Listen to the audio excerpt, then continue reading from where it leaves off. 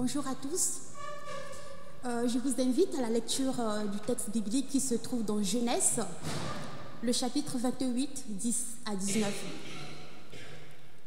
Jacob quitta Beersheba pour se rendre à Charan.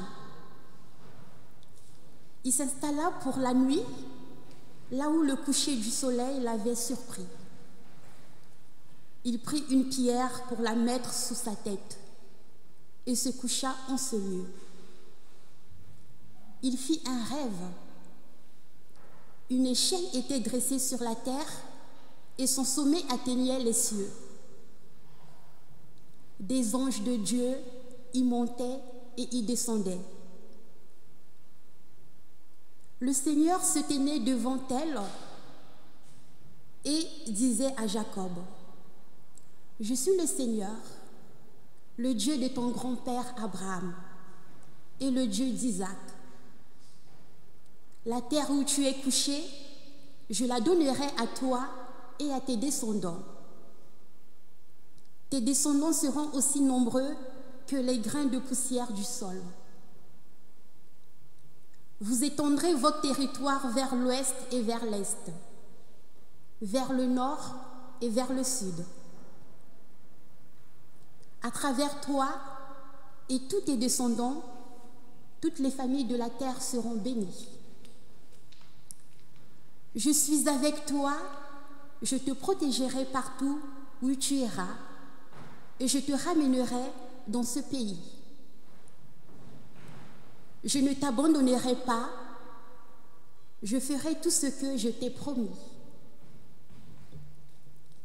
Jacob s'éveilla et dit: « Vraiment, le Seigneur est dans ce lieu-ci, mais je ne le savais pas. »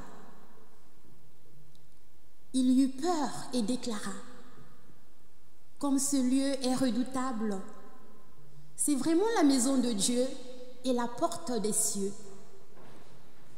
Il se leva tôt, il prit la pierre qui avait été sous sa tête, la dressa comme une stèle et versa de l'huile en onction sur son sommet. Il appela ce lieu Béthel, ce qui veut dire maison de Dieu. Amen.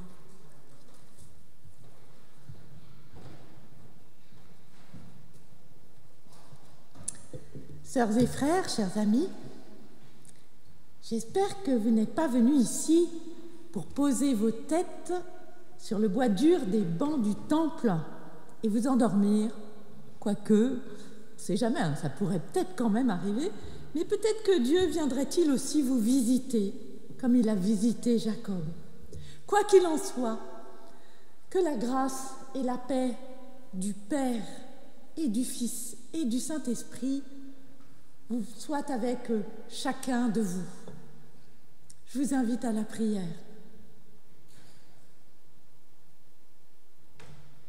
Seigneur, notre Dieu, nous voici réunis en ce temple, en ta maison. Viens toi-même nous visiter comme tu visitas Jacob. Fais-nous voir ton ciel et entendre ta promesse d'une terre plus belle lorsque nous prenons possession de notre humanité. Oui, par ton esprit, viens à notre rencontre, comme tu vins à la rencontre des Juifs de Palestine, par ton Fils Jésus, le Christ. Amen.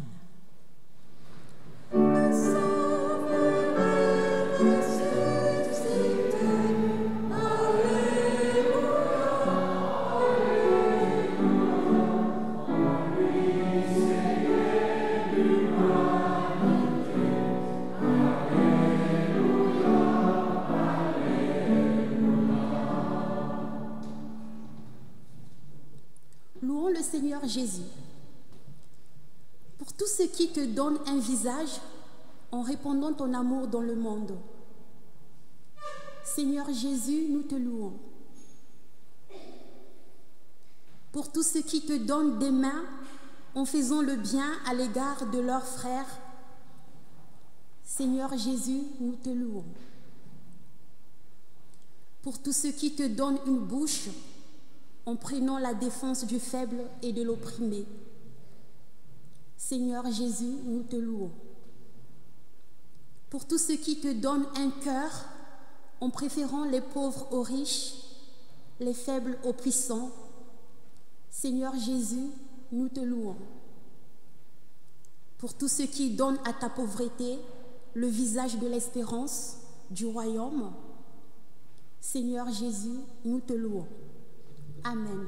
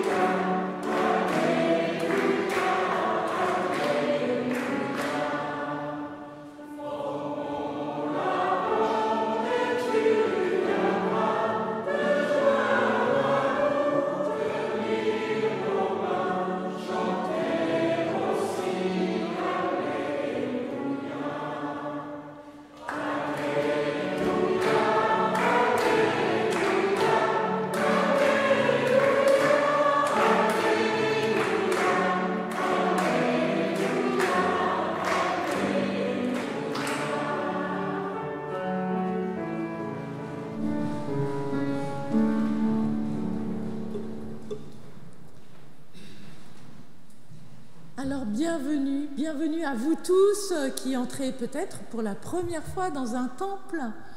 Bienvenue à vous qui êtes habitués aussi. Bienvenue à tous ceux aussi qui nous regardent en visioconférence aujourd'hui. Bienvenue à tous. Renaud Poucheret a demandé le baptême et c'est une joie pour nous de l'entourer en un jour aussi important pour lui, pour sa famille et pour toute l'Église. Isabelle Clare-Chanéac a souhaité être accueillie dans l'Église protestante unie de France. C'est pour nous tous aussi une joie de l'y recevoir aujourd'hui. Et nous allons vivre donc ce temps de culte dans cette attente et cette reconnaissance. Je vous invite à reconnaître notre péché, sachant que nous sommes déjà assurés de l'amour de Dieu en Jésus-Christ et que nous pouvons le faire avec simplicité et reconnaissance et confiance.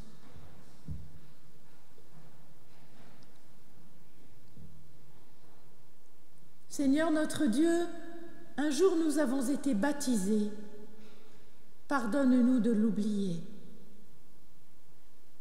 Nous avons été baptisés en ton nom de Père et nous ne t'aimons pas de tout notre cœur. Nous ne savons ni dire, ni montrer que nous sommes tes enfants. Nous nous écartons de toi et nous voulons marcher seuls, désireux de nous réaliser par nous-mêmes. Nous avons été baptisés au nom de ton Fils et nous n'aimons pas notre prochain. Nous cherchons notre propre intérêt au lieu de servir. Nous avons été baptisés au nom de l'Esprit et nous n'avons pas porté les fruits de l'amour, de la fidélité et de la joie. Nous t'en prions, Seigneur notre Dieu, accorde-nous ton pardon.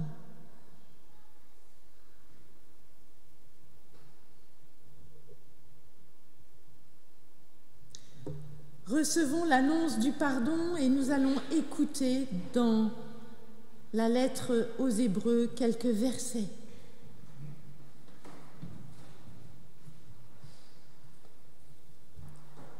Voici en quoi consistera l'alliance que je conclurai avec eux.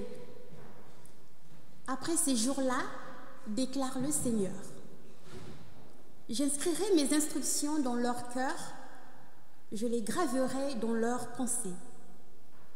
Je ne me souviendrai plus de leurs fautes ni de leurs péchés. Sœurs, frères, chers amis, que ces paroles viennent se graver à vous aussi dans vos cœurs, car cette parole nous est adressée. Que Dieu nous mette au cœur l'assurance de son pardon, un pardon qui relève, un pardon qui guérit, un pardon qui nous donne de marcher vers son royaume.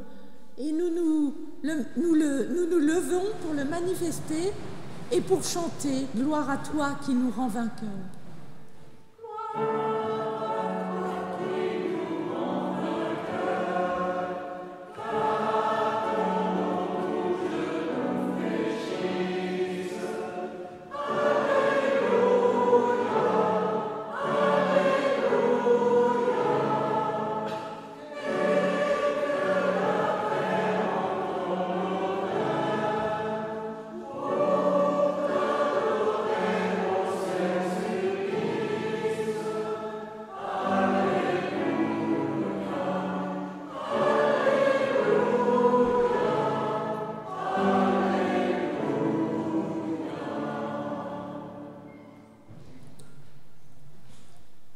Nous prions Dieu avant de lire les Écritures.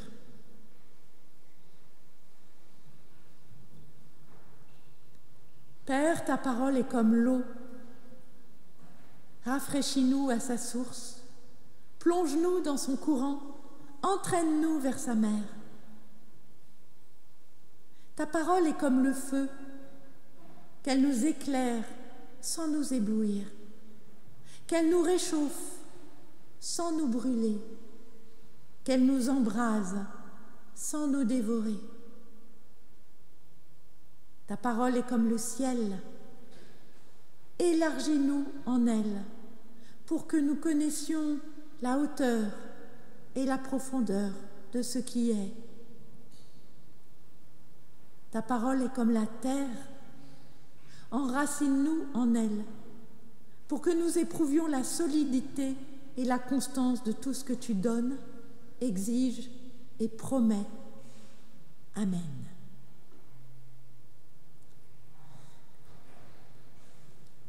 Alors, chers amis, aujourd'hui, j'ai choisi pour vous 4 petites paraboles que Jésus a dites dans l'évangile de Matthieu. Ces 4 paraboles sont groupées 2 à 2. Donc c'est au chapitre 13, les 2 premières, c'est les versets 31 à 33, et le deuxième groupe de 2, c'est de 44 à 46. Et c'est Isabelle qui va nous lire ces paraboles.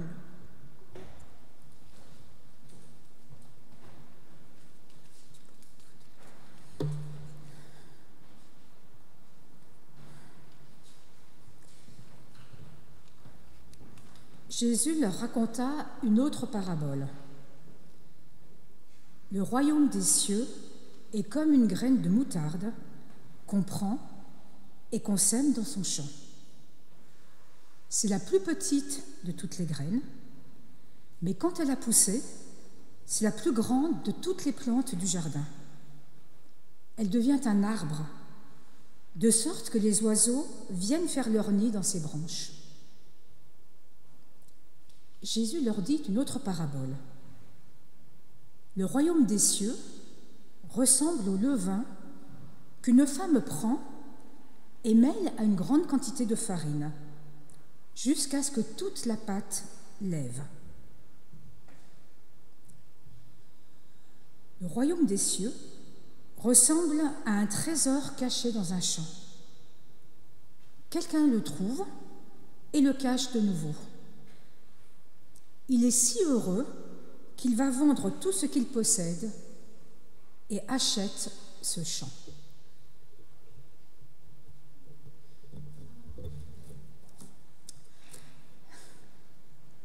Le royaume des cieux ressemble encore à un marchand qui cherche de belles perles. Quand il a trouvé une perle de grande valeur, il va vendre tout ce qu'il possède et achète cette perle.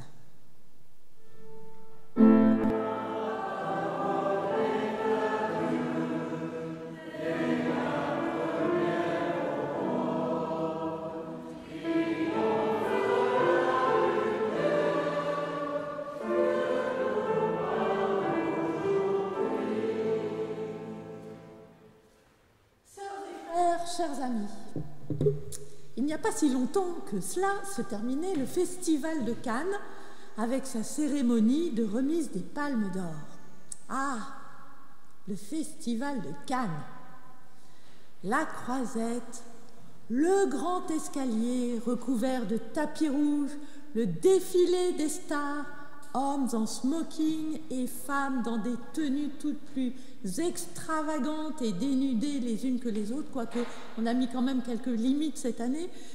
Et puis les sons, les flashs incessants des appareils photographiques, les appels des paparazzis, les soirées ultra-mondaines, les yachts, les orgies, les déclarations tonitruantes, les rires, les larmes, et enfin, j'allais l'oublier, le cinéma.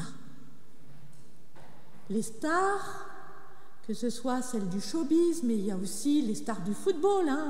Certains d'entre vous ont regardé le match d'hier soir. Les stars, donc, font rêver. Et en tant que telles, elles sont imitées, admirées, idolâtrées, traquées jusque dans leur vie intime, ce qui parfois leur fait vivre un enfer. Elles sont bien souvent devenues des objets publicitaires et se doivent d'être des produits parfaits qui répondent aux exigences des producteurs, des clubs, des fans. Elles sont siliconées, enrubannées, sexualisées à outrance pour certaines, ou super musclées, ultra entraînées et performantes pour d'autres. Médiatisées, les stars sont des modèles pour des millions, que dis-je, peut-être des milliards d'enfants, de jeunes, d'adultes, qui ne voudraient être vus en compagnie de son idole grâce à un selfie envoyé à tous sur WhatsApp ou même au monde entier, sur Insta ou TikTok, comme si la gloire de l'un pouvait rejaillir sur l'image de l'autre, qui ne recherche par là même son petit quart d'heure de célébrité, comme Andy Warhol le pressentait déjà en 1968. En effet, on se bouscule pour participer aux émissions Prodige, The Voice, qui récompensent les plus grands talents, c'est déjà pas mal. Mais aussi dans les jeux, voire les reality shows les plus débiles qui soient, quitte à paraître ridicules, pour simplement avoir le privilège de passer à la télé. Le phénomène des réseaux sociaux accentue encore cette tendance à l'hyperstarisation, à chacun, chacune, de parvenir à se distinguer et à passer la barre des X millions de followers, milliers, ça suffit, X milliers de followers pour être enfin considéré comme influenceur.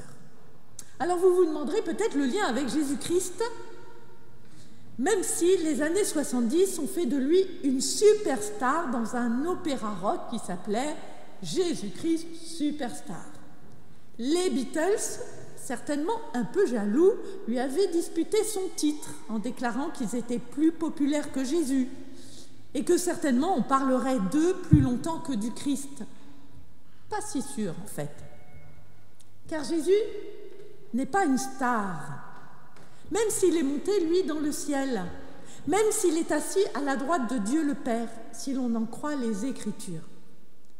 Si Jésus a été, en son temps, quelqu'un de suffisamment connu et influent pour déranger des religieux et des hommes politiques craintifs, le titre de gloire qui lui est attribué est celui qu'il retire en se laissant clouer au bois de la croix. Et ça, je ne suis pas certaine que ça donne envie à des milliards d'enfants, de jeunes et d'adultes aujourd'hui. Mais nous sommes chrétiens, n'est-ce pas, sœurs et frères, et non pas idolâtres. Alors sans doute pouvons-nous interroger le ciel sur le ciel, ce firmament dont il est question dans les évangiles, et sur le moyen de le rejoindre, de le toucher. Ça tombe bien, Jésus en parle très souvent. À la suite de Jean le Baptiste, Jésus va reprendre son mot d'ordre, changer de comportement, car le règne des cieux s'est approché. Si Jean employait cette expression comme une menace pour susciter la peur et provoquer un changement radical, Jésus, lui, invite plutôt à la confiance. Et il ne cesse d'enjoindre ceux qui l'écoutent à ne pas avoir peur. N'ayez pas peur. N'ayez pas peur. Cette injonction revient 365 fois dans la Bible. Changer de comportement car le règne des cieux s'est approché. Changer de comportement, c'est peut-être sortez de la peur pour entrer dans la confiance, car le règne des cieux s'est approché. Mais ce règne des cieux, c'est quoi? Ah, si je faisais un petit sondage dans la rue et que je dise, ça veut dire quoi pour vous? Le règne des cieux est proche?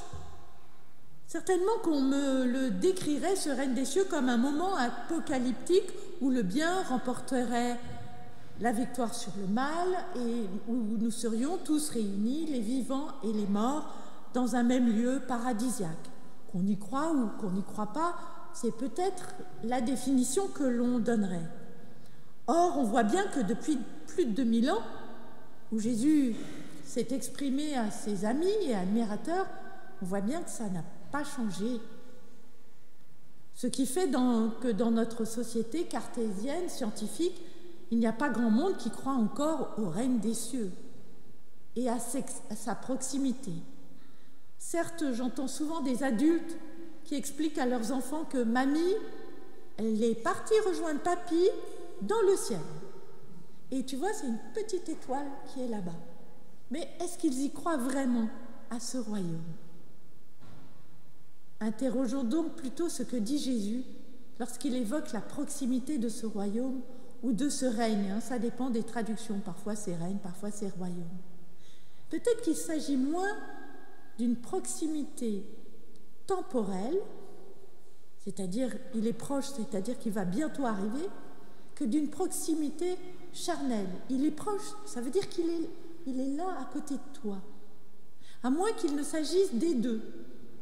Il est proche parce qu'il est à côté de toi et il est proche parce qu'il arrive bientôt. Bien souvent dans notre Église, nous proclamons que le règne des cieux s'est approché en la personne même de Jésus. Est-ce que ça voudrait dire que Jésus met les personnes auprès de qui il s'approche en contact direct avec le règne des cieux? C'est l'hypothèse que je vous propose d'explorer. Alors voyons de quelle manière Jésus s'approche. Et de qui? Foin des paillettes et de la notabilité, Jésus, à qui même les savants reconnaissent une grande culture et sagesse religieuse, Jésus, c'est celui qui s'approche des personnes marginales, de ceux qui sont méprisés, mal jugés, considérés comme inintéressants ou encore impurs, parce qu'ils sont trop jeunes, parce qu'ils sont lépreux, parce que c'est des mourants et donc, voilà, sont impurs, parce que ce sont des prostituées, des possédés. Jésus va vers eux à chaque fois. Il n'a pas peur. Et Jésus les attire tous à lui. Ses discours, ses gestes, ses miracles amènent jusqu'à lui une foule nombreuse, une foule qui le bouscule, qui le harcèle, si bien que même sa famille ne parvient pas à l'approcher. Il est presque une star à son époque, en fait, Jésus. Mais il n'y a pas seulement ça, c'est que c'est aussi un excellent pédagogue. Jésus non seulement s'approche, mais il a un message à donner. Et ce message, il ne va pas le donner avec des grands discours comme je suis en train de le faire, des discours qui peuvent nous endormir.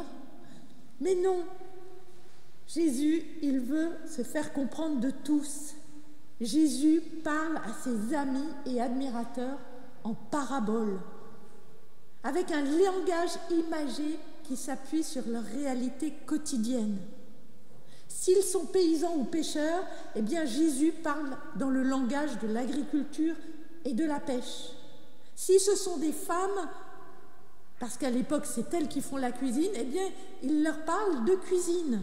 Si ce sont des marchands, il parle en langage de commerce, mais il parle aussi de la chance, de la bonne fortune, celle qu'on espère sans trop y croire. Les paraboles, c'est aussi un peu de poésie dans le quotidien souvent difficile des gens du peuple, notamment en raison de l'occupation romaine.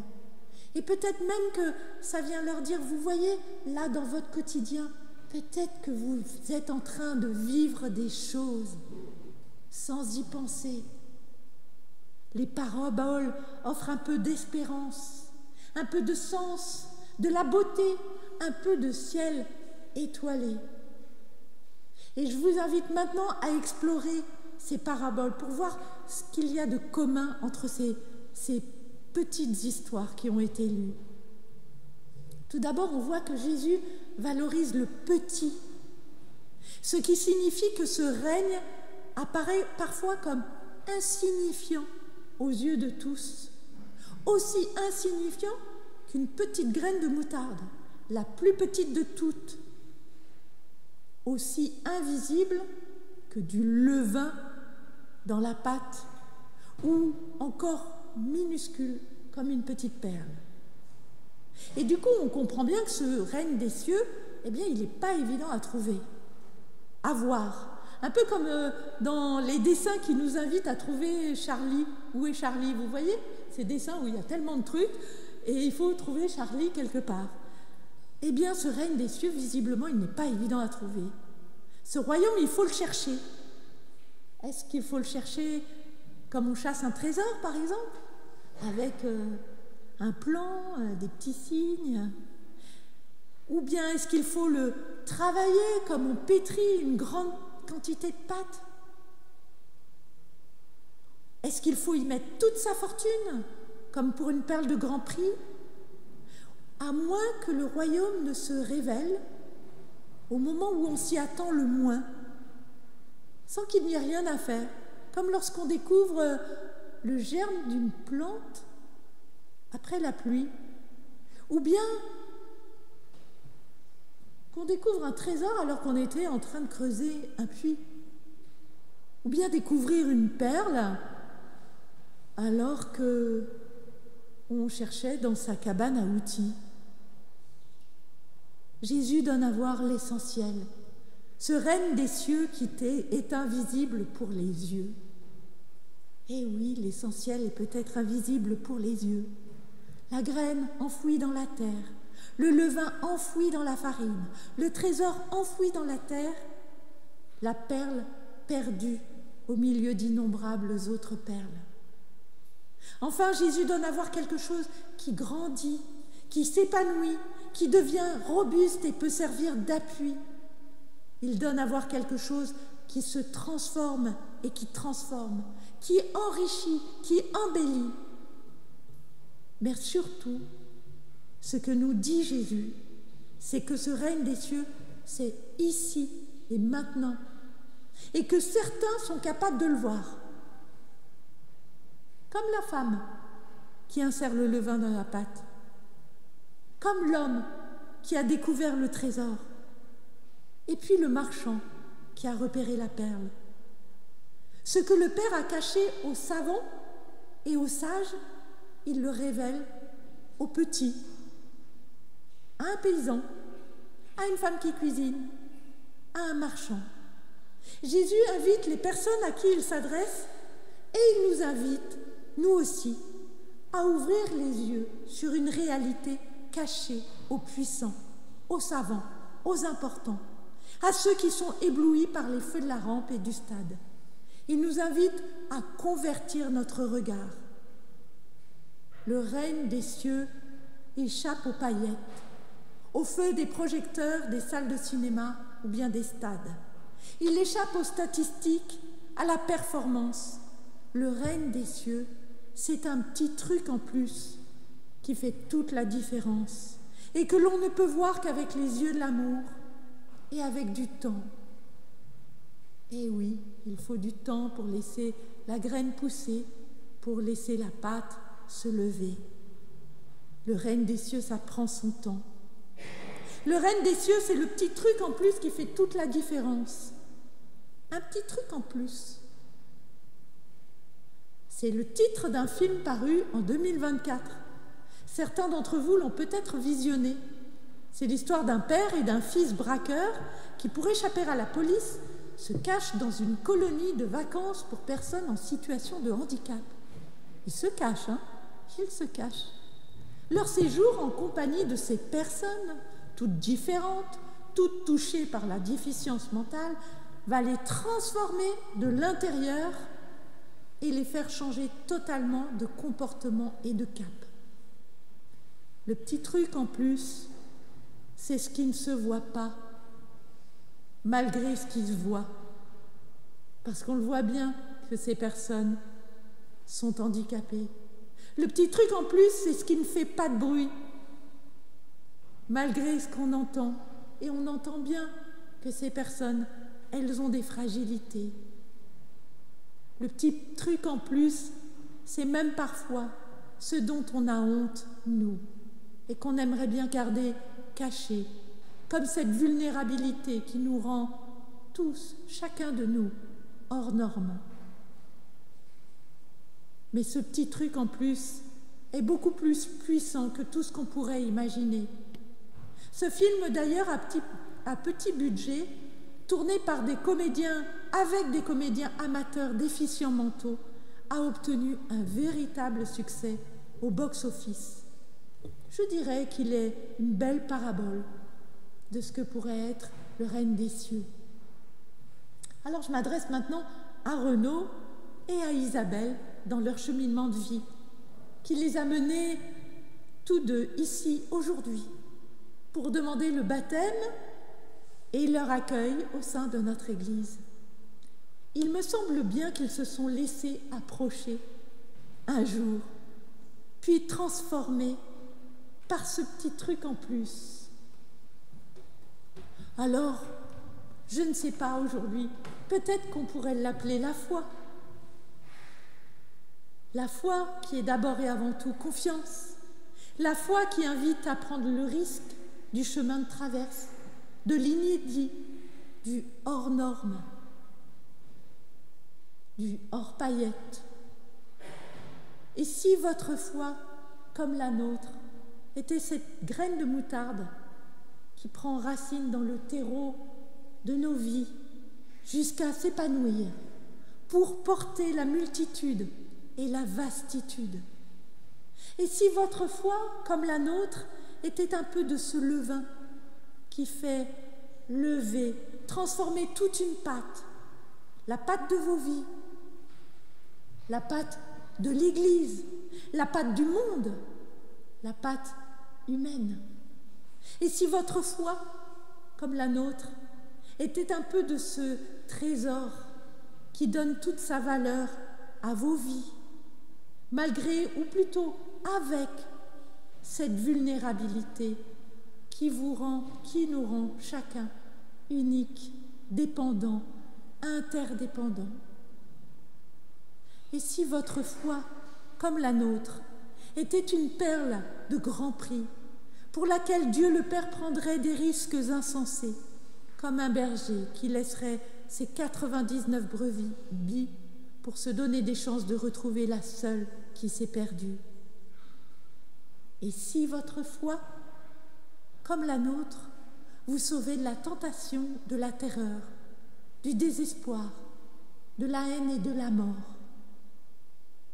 Et si ce petit truc en plus faisait toute la différence,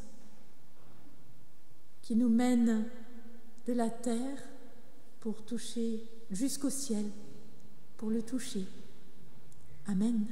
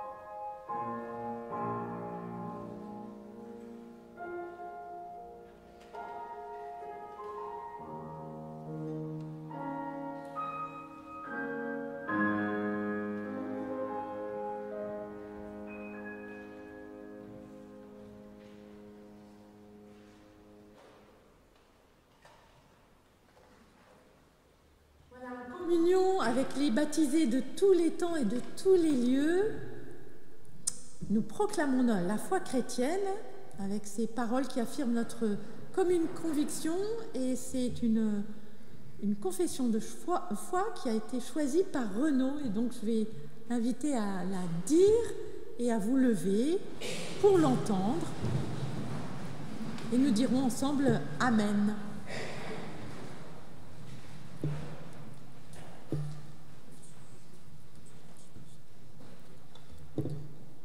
Nous croyons en Dieu qui nous appelle à œuvrer à ses côtés, en vue de maintenir le monde et de le faire chaque jour nouveau.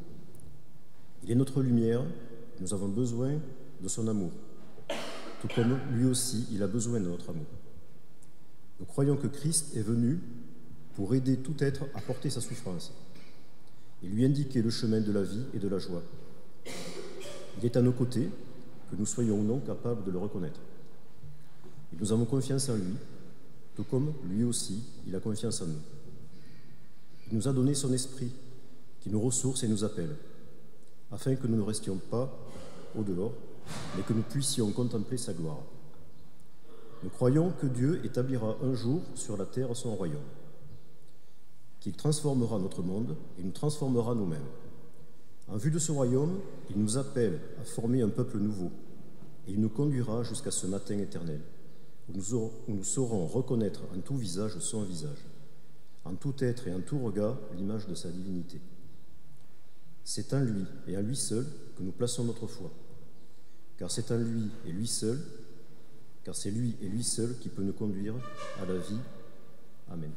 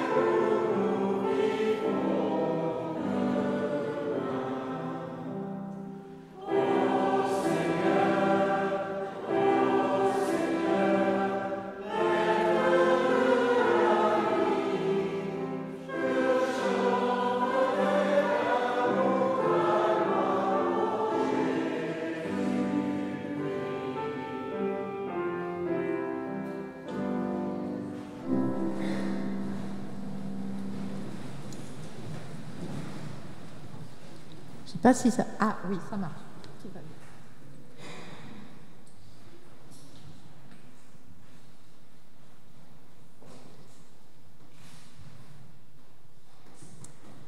Écoutons maintenant la volonté de Jésus-Christ pour son Église.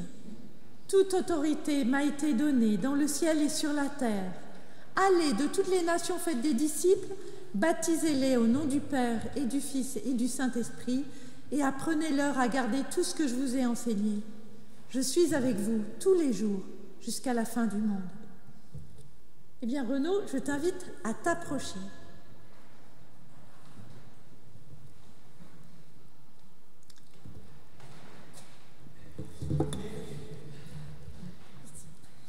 Renaud, depuis quelques mois, la parole de Dieu a retenti en toi de manière singulière. Elle est devenue pour toi une bonne nouvelle, une parole vivante, Jésus-Christ. Il te connaît par ton nom et il t'accueille sans condition. Aujourd'hui, tu demandes le baptême. Pour toi s'accomplit cette parole de l'apôtre. Nous aimons Dieu parce qu'il nous a aimés le premier. Renaud, l'eau est source de vie nécessaire à notre existence. Elle est aussi porteuse de mort parce qu'elle peut nous engloutir. L'eau du baptême est signe du passage de la mort à la vie en Jésus-Christ. Au premier temps de l'Église, le baptisé était plongé tout entier dans l'eau. Baptizo, ça veut dire plonger. Voilà. Donc il était plongé tout entier dans l'eau, comme s'il était noyé. Il y a certaines églises qui pratiquent toujours ça. Mais aujourd'hui, Renaud, ce sont quelques gouttes, enfin, beaucoup de gouttes, qui vont être versées sur ton front. Mais le sens du baptême reste le même. Uni à la mort de Jésus-Christ, tu l'es aussi à sa résurrection. Car Dieu, par le Saint-Esprit, t'a fait naître à une vie nouvelle. Il t'affermira dans la foi, l'espérance et l'amour. Frères et sœurs, c'est dans la joie et la reconnaissance que nous entourons Renaud. Pour manifester que vous êtes témoins de son baptême, je vous invite à vous lever.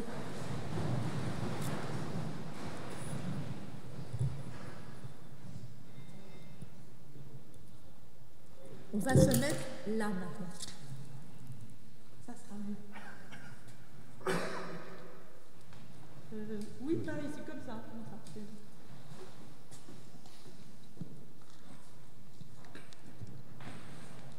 On va y arriver. Ensemble, nous avons confessé la foi chrétienne. Renaud, est-ce que tu veux être baptisé? Oui, je le veux. Jésus-Christ est le Seigneur. Nous prions. Père, envoie sur Renaud et sur chacun de nous ton Saint-Esprit, afin que ce baptême soit signe de ta grâce et de notre nouvelle naissance en Jésus-Christ. Amen.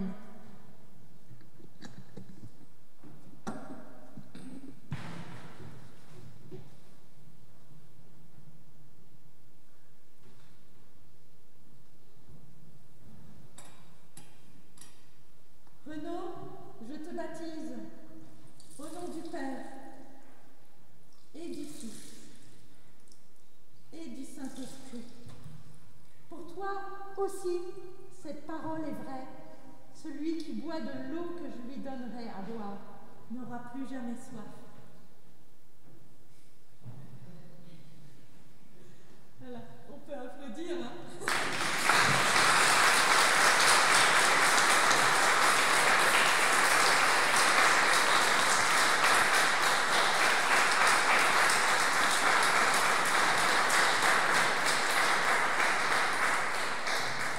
Dieu t'accorde un nouveau commencement. Laisse pénétrer en toi une force de vie nouvelle. Il te remplit de la fraîcheur de son amour. Il te touche avec la puissance vivifiante de son esprit et te rend participant au mystère de la nouvelle création et de la nouvelle naissance. Amen. Tiens, si tu veux, tu peux aller lire là-bas. Ça sera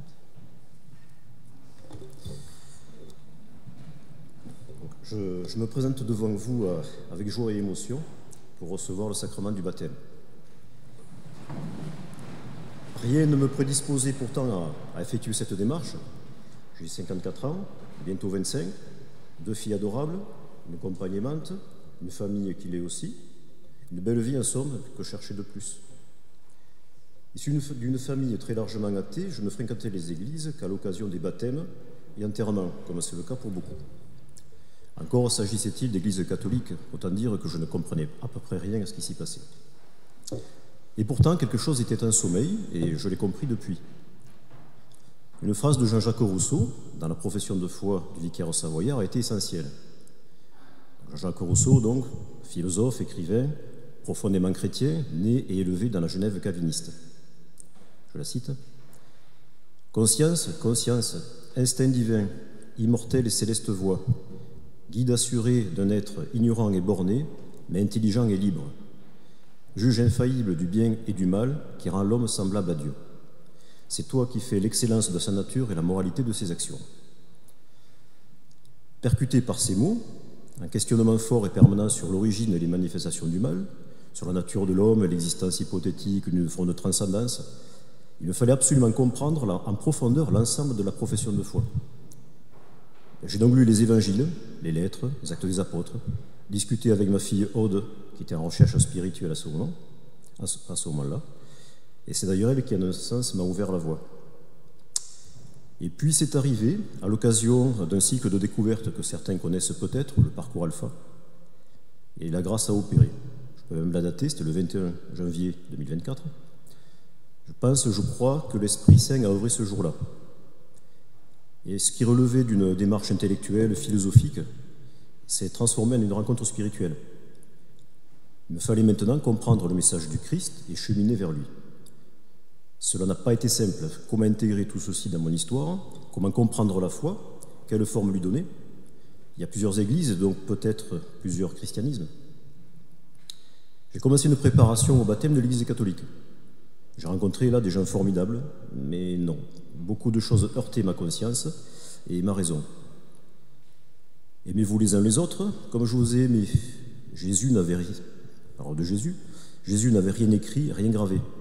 Il avait porté, incarné un message de libération, d'amour, d'espérance et de pardon.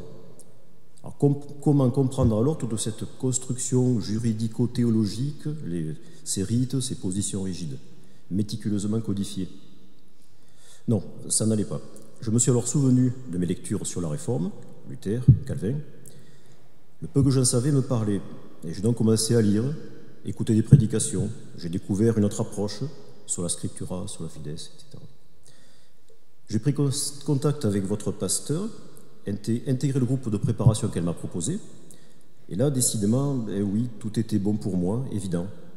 Plus de gêne, la grâce première, l'amour inconditionnel de Dieu et la confiance qu'il nous témoigne, la simplicité et la profondeur du culte, l'appel à la raison pour éclairer la foi, l'Église comme rassemblement humain toujours en réforme, sans dogme, en liberté et responsabilité, mais aussi la vie bonne comme vie sobre, et les Écritures comme lumière sur notre route. Bon, ma maison, mon Église, finalement, est donc celle-ci. Bon, j'ai beaucoup à apprendre encore, m'ouvrir toujours plus à la parole, méditer, recevoir, goûter et partager les fruits du Saint-Esprit, Galates, amour, joie, paix, patience, bonté, bienveillance, fidélité, douceur, maîtrise de soi.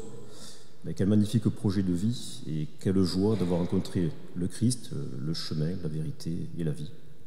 Je vous remercie.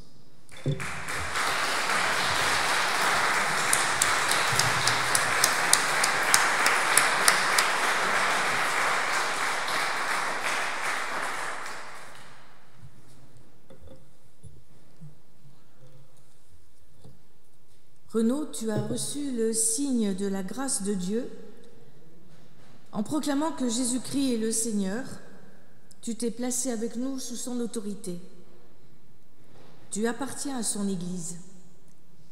Avec nous, tu es invité à prendre part à la vie spirituelle, cultuelle et matérielle de l'Église protestante unie de France qui t'accueille aujourd'hui. Tu es convié à nourrir ta foi par la lecture de la Bible et la prière, l'écoute de la prédication et la participation à la scène. Tu es encouragé à mettre au service des autres les dons que tu as reçus. Dans ta faiblesse, Dieu mettra sa force. Il sera ta joie et ta paix. Et vous, frères et sœurs, amis qui êtes témoins du baptême de Renaud, il nous rappelle que l'amour de Dieu est toujours premier et que le Seigneur est fidèle. Nous qui avons été baptisés, nous sommes enfants de Dieu par la foi en Jésus-Christ, mort et ressuscité pour nous. Nous accueillons Renaud comme frère dans notre Église. Aucune contrainte ne le retiendra dans la communauté chrétienne, mais s'il vient à s'en séparer, vous affirmerez qu'il peut toujours y retrouver sa place. Vous êtes sa famille spirituelle, vous l'entourerez de votre affection et le soutiendrez par votre prière. Vous serez ainsi pour lui des témoins de l'amour de Dieu. Que Dieu vous soit en aide.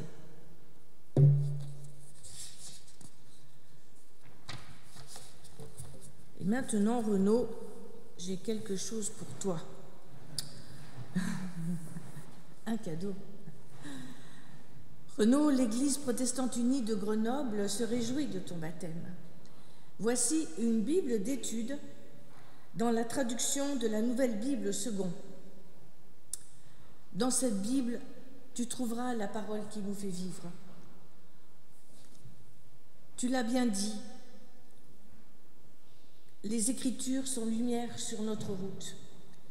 Que cette Bible t'invite à te plonger avec délice dans cette nouvelle traduction, où tu trouveras des pistes, des chemins à emprunter, et que cette Bible soit lumière sur ta route, dans ta vie et avec d'autres. Voici. Je crois qu'on peut l'applaudir.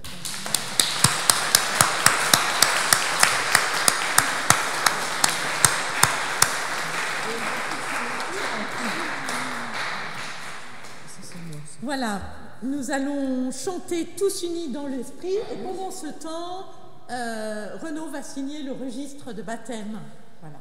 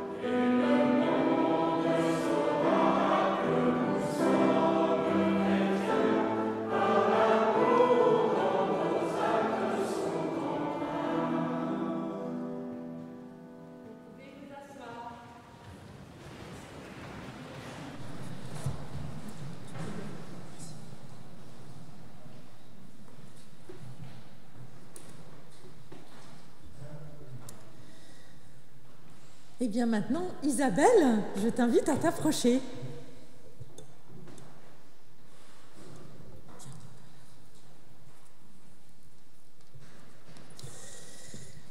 Enfant, tu as été baptisé au nom du Père et du Fils et du Saint-Esprit, et tu as été éduqué dans la foi catholique, notamment auprès des sœurs chez lesquelles tu avais été envoyé en pension. Aujourd'hui, pour vivre ta foi avec des frères et des sœurs, tu as choisi de devenir membre de l'Église protestante unie de France, ici, à Grenoble. Isabelle, veux-tu confesser la foi chrétienne ? Oui, je le veux. Jésus-Christ est le Seigneur. Maranatha. Avec Renaud et nous, tu as confessé la foi chrétienne je t'invite maintenant à donner ton témoignage.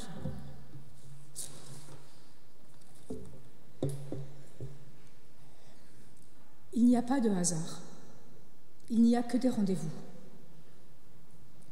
Il y a 2 ans, j'ai eu plusieurs clins d'œil de Dieu, que Marie-Pierre appela, à juste titre, clin Dieu.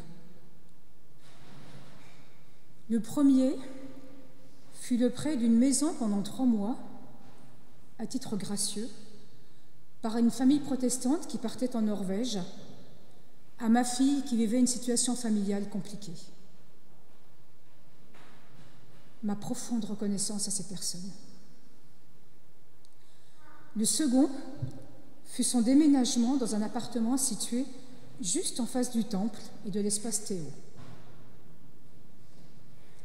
Le troisième fut ma découverte de cet espace en poussant simplement la porte par curiosité et intérêt, m'étant toujours considérée comme croyante, baptisée catholique, sans pour autant trouver l'église qui me correspondait. Ce jour-là, Marie-Pierre était la pasteure de permanence.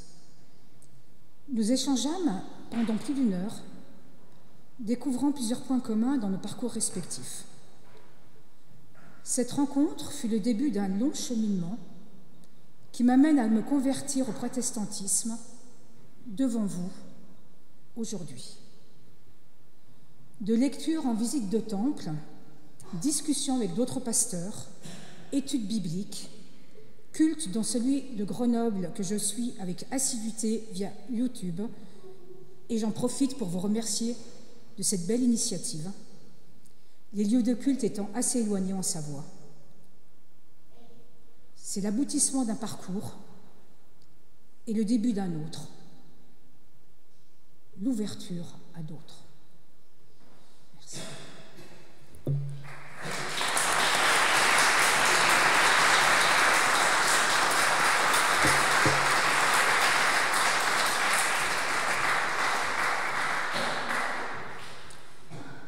J'appelle maintenant Adjoa, qui s'est fait baptiser il y a peu, Renaud, Narelle et Elisabeth. Voilà.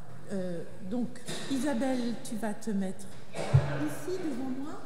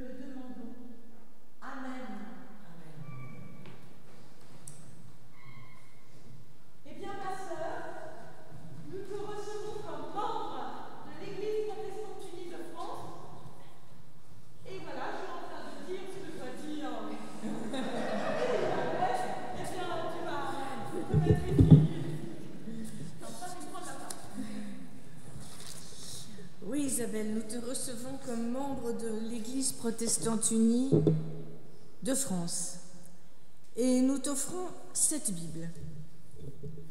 Avec nous, tu es convié à approfondir ta foi par la lecture de la Bible et la prière, l'écoute de la prédication, la participation à la scène.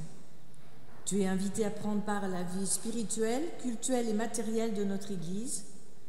Tu es encouragé à mettre au service des autres les dons que tu as reçus.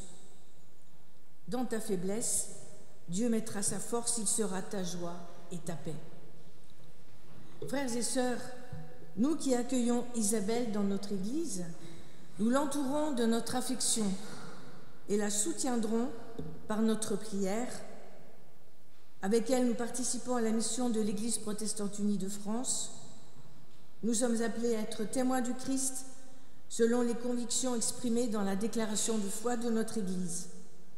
Proclamation de la parole, célébration du baptême et de la scène, ainsi que prière, lecture de la Bible, vie communautaire et solidarité avec les plus fragiles. À celui qui est amour au-delà de tout ce que nous pouvons exprimer et imaginer, disons notre reconnaissance. Avec le psaume 118, célébrez Dieu, car il est bon et sa fidélité dure pour toujours. Et voici la Bible que nous te remettons. C'est la version The Bible, pleine de fantaisie, de choses vivantes. Mais je voudrais dire aussi pour Renaud et toi, nous vous confions une Bible, c'est un livre fait de beaucoup de livres. Et dans chacun de ces livres, beaucoup d'histoires, beaucoup de phrases. Vous y trouverez beaucoup de poissons, d'oliviers, de champs de blé, de mer, beaucoup de vent et beaucoup de chemins parcourus par les humains. Que cette lecture vous accompagne dans la paix et la joie. Merci.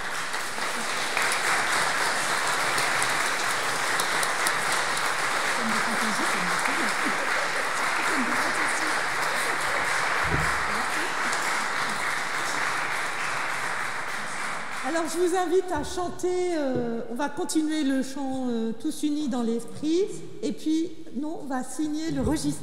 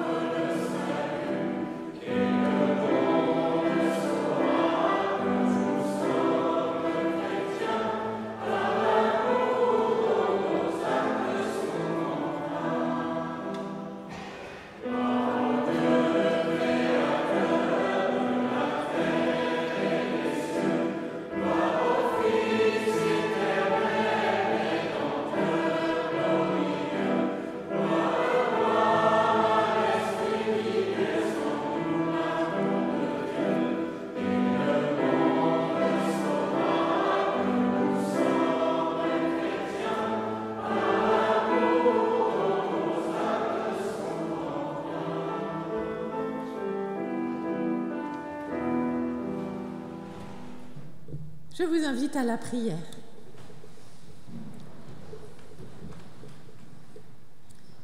Père, ta parole nous a redit ton amour pour ce monde. Nous te disons notre joie et notre reconnaissance pour Renaud qui vient de recevoir le signe de ta grâce et pour Isabelle que nous avons accueillie en ce jour. Que ton esprit les renouvelle de jour en jour. Nous te présentons leur famille, tous ceux et celles qui les entourent aujourd'hui. Nous te remercions pour notre propre baptême et pour la fidélité de ton amour. Père, notre terre est soumise à de grandes tragédies. Et nous voulons te confier tout particulièrement les conflits, ceux d'Israël et de la Palestine, de l'Ukraine avec la Russie, les guerres et les conflits ailleurs en Afrique, notamment. Nous voulons te confier toutes ces populations civiles touchées, persécutées, déplacées, exilées.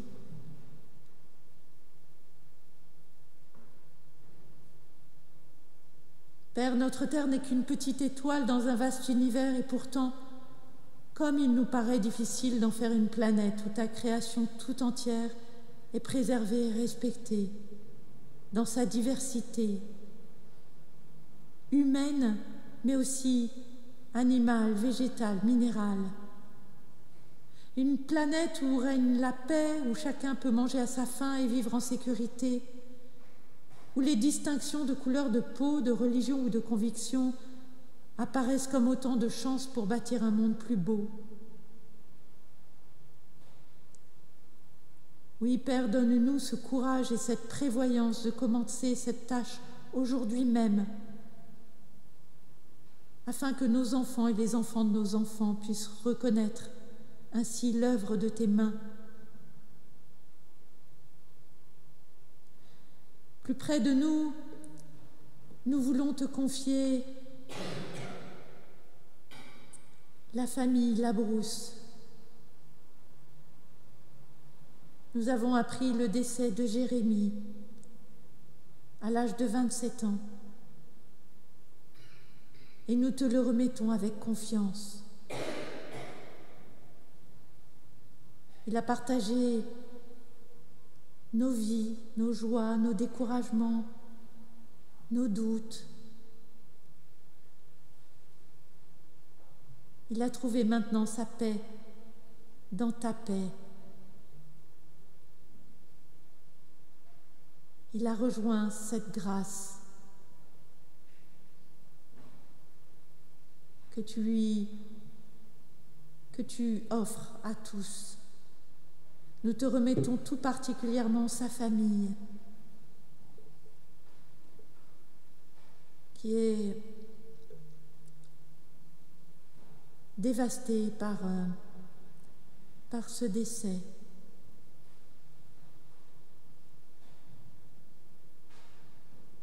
Permets-leur de trouver les forces, les soutiens dont ils ont besoin pour traverser cette douleur terrible. Enfin, en communion avec les chrétiens de tout temps et de tout lieu, nous réunissons toutes nos prières, toutes celles que nous n'avons pas dites, tous ceux que nous avons oubliés. Nous voulons les réunir comme un bouquet, avec les mots que Jésus a donnés à ses disciples. Notre Père, qui es aux cieux, que ton nom soit sanctifié, que ton règne vienne, que ta volonté soit faite sur la terre comme au ciel. Donne-nous aujourd'hui notre pain de ce jour. Pardonne-nous nos offenses, comme nous pardonnons aussi à ceux qui nous ont offensés. Et ne nous laisse pas entrer en tentation, mais délivre-nous du mal. Car c'est à toi qu'appartiennent le règne, la puissance et la gloire, pour les siècles des siècles. Amen. Eh bien, chers amis, je vous invite à vous lever. Je vais inviter Narelle à nous dire un dernier texte biblique.